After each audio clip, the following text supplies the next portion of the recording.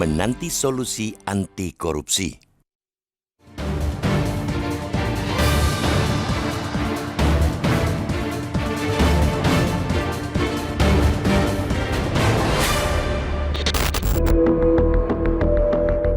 Di antara 7 isu penting dalam debat Capres-Cawapres 2024 yang akan berlangsung malam ini, isu pemberantasan korupsi harus sangat dicermati.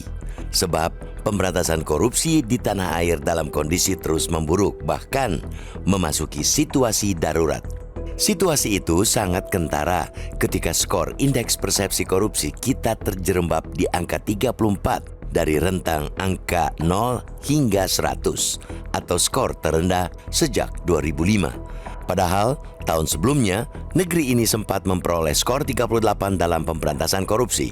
Bukan skor yang layak dibanggakan, tapi setidaknya masih sedikit lebih tinggi ketimbang skor terakhir. Kepercayaan kita terhadap lembaga anti rasuah KPK pun dibawa ke titik nadir oleh sang ketua, Firly Bahuri. Ia telah ditetapkan sebagai tersangka kasus pemerasan terhadap mantan Menteri Pertanian Syahrul Yassin Limpo. Apalagi kasus pemerasan diyakini merupakan puncak kejahatan korupsi dan itu menyeret nama pucuk pimpinan lembaga anti korupsi. Ditambah berbagai kasus korupsi lain yang terus marak, kita tidak perlu heran jika nanti indeks persepsi korupsi Indonesia yang dikeluarkan Transparency International makin terempas. IPK Indonesia yang sempat naik periode pertama pemerintahan Presiden Joko Widodo kini terus turun. Pada 2019, Indonesia mendapatkan 40 poin dan bertengger di posisi 85 dari 180 negara atau naik 4 peringkat dari tahun sebelumnya. Namun pada 2020, IPK Indonesia turun 3 poin hingga merosot ke peringkat 102 dari 180 negara. Setahun berikutnya, IPK Indonesia sempat membaik hingga naik ke posisi 96 dari 180 negara. Lalu tahun lalu, Indonesia mengalami penurunan 4 poin menjadi 34 poin hingga jatuh ke posisi 110 dari 180 negara. Hasil pada 2022 itu merupakan penurunan paling drastis sejak 1995, sekaligus merupakan CPI Indonesia yang jauh di bawah rata-rata skor CPI di negara Asia Pasifik, yaitu 45. Bahkan di antara negara-negara Asia Tenggara, skor Indonesia tidak hanya di bawah Singapura dan Malaysia, melainkan juga kalah dari Timur Leste, Vietnam, dan Thailand. Menilik yang terjadi dalam periode itu, jelas kasus korupsi meningkat secara skala maupun jumlah. Namun, merosotnya IPK jelas juga karena penindakan yang buruk dan ini sulit dibantah karena kendornya kinerja KPK. Tidak dapat dimungkiri, itu ialah buah dari kanibalisasi kewenangan KPK yang membonceng revisi Undang-Undang KPK. Melalui undang-undang yang datang secara mengendap-endap, lalu tiba-tiba disahkan itu, KPK dipereteli kewenangannya, dimasukkan dalam rumpun eksekutif, bukan lagi lembaga independen. KPK dibuat kehilangan gigi. Para penyidik yang garang terhadap koruptor disingkirkan melalui tes wawasan kebangsaan dengan pertanyaan aneh-aneh yang tidak masuk akal.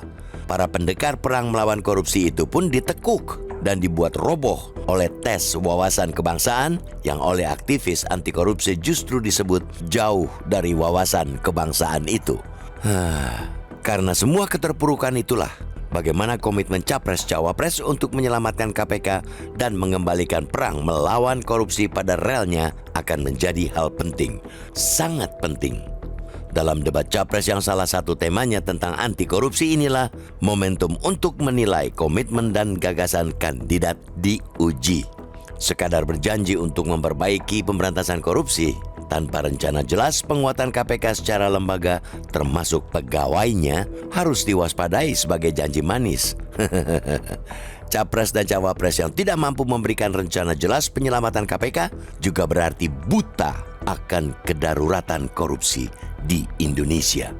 Tidak hanya itu, Capres-Cawapres juga harus menunjukkan komitmen mendorong pengesahan rancangan undang-undang perampasan aset Rancangan undang-undang yang sudah diusulkan sejak 2008 ini krusial karena untuk menutup celah yang tidak dapat ditangani Undang-Undang 20/2001 tentang perubahan atas Undang-Undang 31/1999 tentang pemberantasan tindak pidana korupsi dan Undang-Undang 8/2010 tentang pencegahan dan pemberantasan tindak pidana pencucian uang.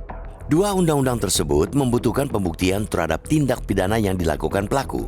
Berkaca banyak kasus permainan transaksi yang canggih, terlihat tantangan berat KPK untuk membuktikan tindak pidana.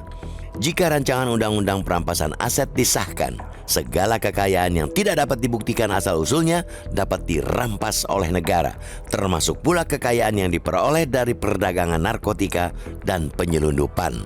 Undang-undang perampasan aset juga merupakan utang Indonesia pada dunia. Indonesia telah menyerahkan instrumen ratifikasi atas United Nations Convention Against Corruption atau UNCSC dan United Nations Convention Against Transnational Organized Crimes atau UNCTOC beberapa tahun lalu sebagai rujukan pembentukan rancangan undang-undang perampasan aset.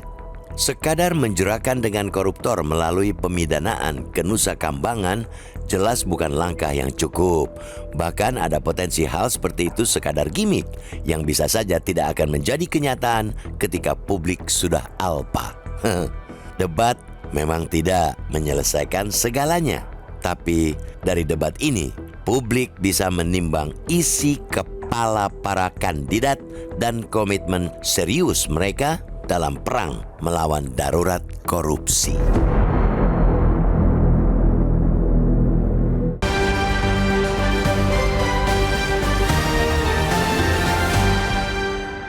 Jelajahi cara baru mendapatkan informasi. Download Metro TV Extend sekarang.